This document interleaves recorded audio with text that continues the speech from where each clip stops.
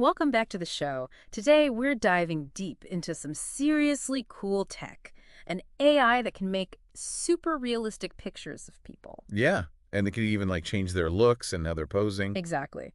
We'll be breaking down this research paper called A Variational U-Net for Conditional Appearance and Shape Generation.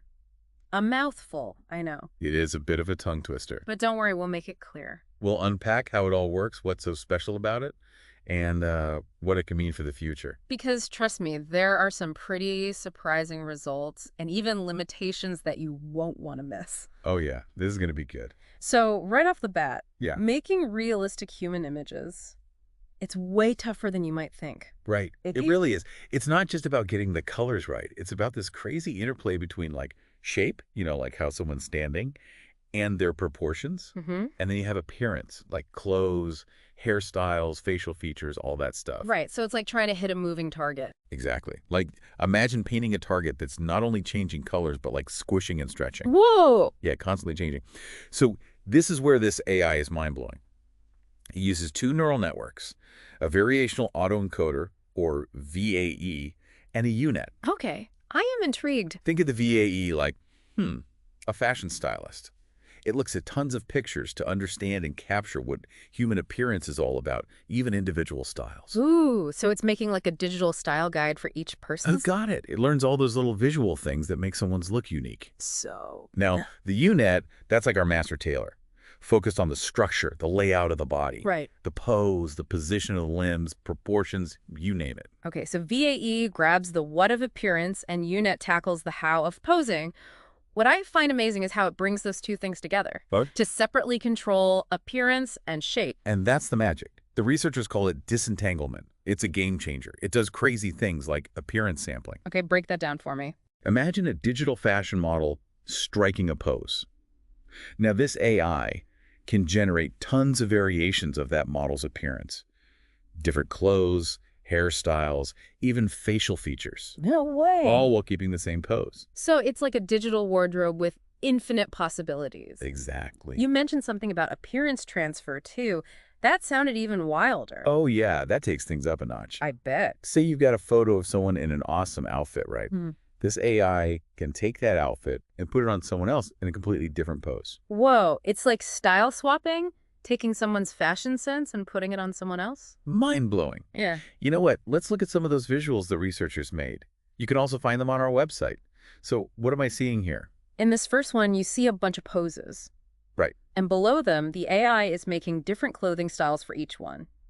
Notice how the clothes drape and move realistically with the different body positions. I'm seeing that. It's so detailed. It's like you could reach out and feel the fabric. What else is there? Here's one showing how the AI can generate full-body images from just stick figures. What? You're kidding. Stick figures. Seriously. It's as if it's bringing these basic drawings to life. That is wild. And get this, it can even create pictures of people doing things that weren't even in the original data set, No way. which means it's not just copying. It's learning and coming up with new stuff. It's like a digital artist on another level. So how did they even test something this complex? How do you measure how well an AI like this is doing? They used a few things, like the inception score and structural similarities. Okay. Inception score basically tells you how realistic the generated images look. Higher score, more convincing the AI's work is. So like a realism rating for AI art. Got it. Right. What about structural similarities? That compares the new image to the original I see. to see how well the AI got all the details, like pose, limbs, clothes, everything. Basically how accurate it is. So high inception score means it looks real, and high structural similarities means it's true to the original. So spill the beans. How did it actually perform? What were the results? The results were pretty amazing. It generated some super realistic images from just basic stuff, even edges and stick figures. It's incredible what it can do. That's awesome. But of course, there were limitations. It had trouble with really uncommon poses or appearances. Like things it hadn't seen a lot of before. Exactly. Things that weren't in the training data enough. So it's like the AI is only as good as what it learns from. 100%. This shows how important having diverse training data is. For example, it struggled with pictures of children Why is that? because there weren't enough examples of kids in different poses and with different looks in the data it was trained on. Huh. So diversity is key, not just for us, but for AIs too.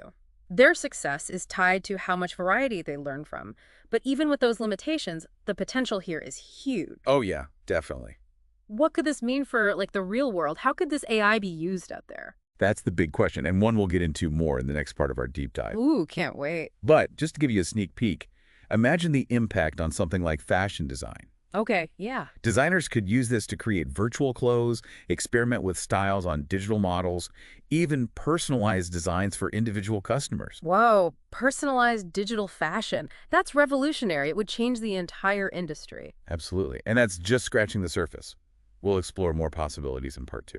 Okay, everyone, that's it for part 1 of our deep dive into this mind-blowing AI. It really is mind-blowing. We've seen how it works, what it can do, and even where it hits some snags. But this is just the beginning. Welcome back, everyone. Ready for more AI awesomeness? I am. Last time we were talking about how this could revolutionize fashion design. Oh, for sure.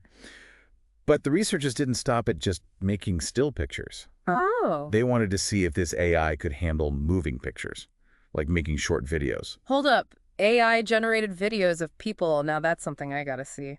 They used this data set called pen action. It's full of videos of people doing all sorts of things like playing baseball or yoga. Okay, I'm picturing it. And then they applied that whole appearance transfer thing we talked about to these videos. So they took still images of people and using the actions from those videos, animated them. Did it actually work? Head to the researchers' website. You can see it for yourself. They took appearances from the CoKO data set and put them onto people in the pen action videos. Boom. AI-generated videos. No way. They're not perfect yet, of course. Still a few glitches here and there, but it's seriously impressive. I can only imagine, like, seeing those static images suddenly moving around must be mind-blowing. What were some of the challenges in making these videos? One of the big ones, keeping things consistent from frame to frame. Oh, right, because it's making each frame separately. Exactly. So the AI has to make sure the appearance stays the same throughout. Not easy when you have all these movements and changes in lighting. Like making sure a digital shirt doesn't suddenly change color mid-scene. Exactly. So yeah, they did use some techniques to improve that consistency, but making totally seamless, photorealistic AI videos, still a challenge they're working on. I can't wait to see what they come up with next. But we were talking about fashion design. What other areas could this tech impact? Oh, so many. Imagine healthcare.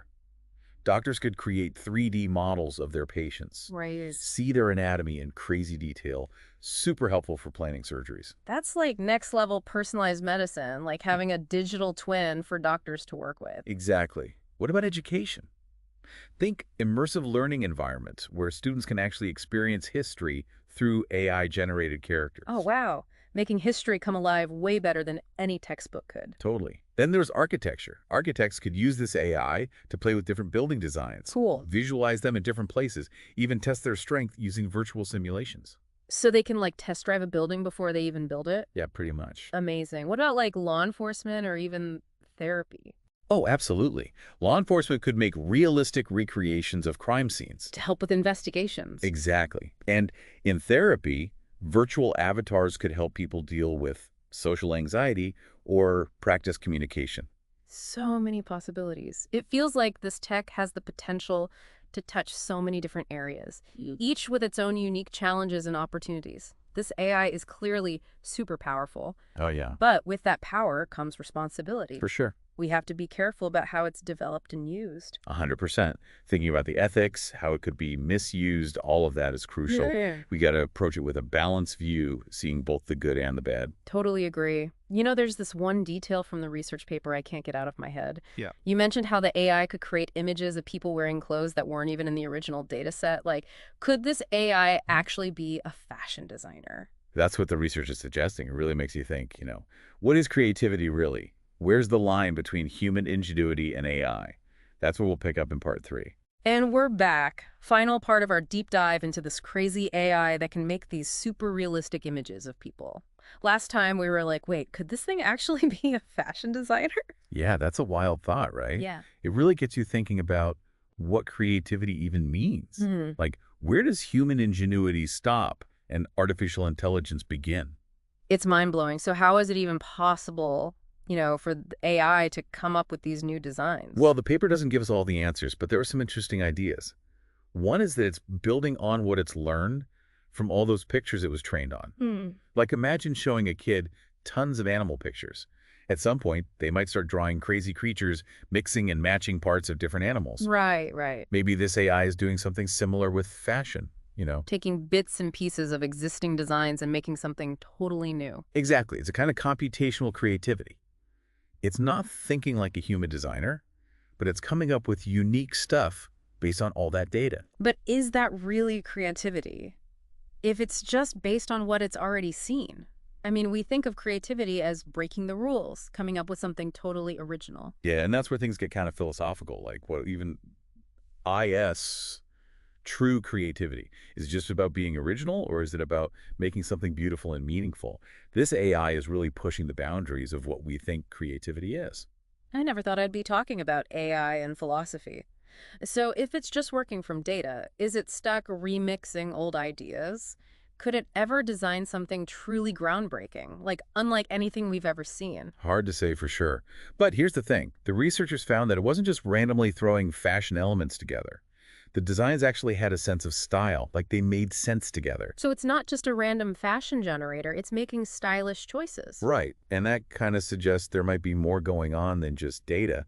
Maybe it's actually developing its own taste, its own sense of what looks good. Whoa, an AI with its own fashion sense. The fashion critics won't know it hit them. It really challenges us to rethink how we see creativity and what it means to be human in a world where AI can make not just images, but whole creative fields like fashion. It makes you think about how we value human creativity, how we protect it, and how we even judge AI-generated art. Do we need new rules, new ways of looking at it? Definitely big questions to consider. This tech is changing so fast, we need to keep up, think critically about what it means for all of us. It's a journey, right? We're all figuring it out together. So as we wrap up this deep dive, let's leave our listeners with something to chew on. If AI can make realistic images, videos, even design clothes, what does that say about us? About what makes us human? Yeah, it's a deep question. Gets to the core of who we are. As AI blurs the lines between real and fake, how does that change how we see ourselves, our place in the world? Makes you think. And that's what the deep dive is all about, exploring these crazy, fascinating topics. Thanks for joining us on this journey into the world of AI. Keep exploring, keep asking questions, and most importantly, keep learning.